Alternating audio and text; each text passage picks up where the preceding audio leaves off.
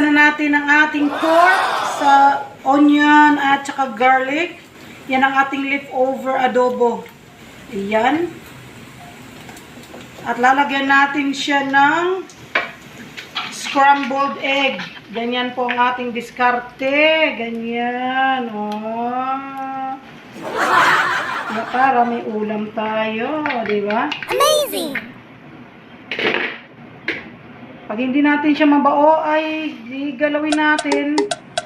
Yung tinatawag na para siyang omelette.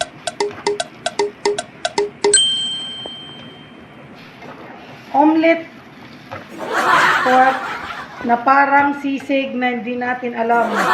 Pero ang alam ko, masarap talaga to. Ayan ha. Ang alam ko talaga masarap siya. Ayan na, di ba? Pag may mga leftover kayong adobo dyan, walang problema. Hiwain nyo na maliliit. Gisahin nyo. At lagyan nyo ng scrambled egg. Ayan. Amazing! Diba? Masarap siya. Para siyang sisig pork.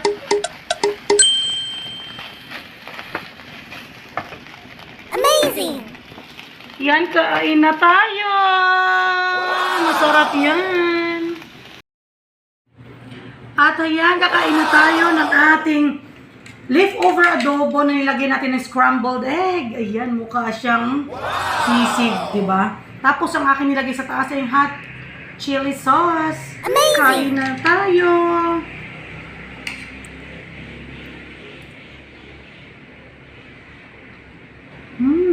Amazing! Sarap.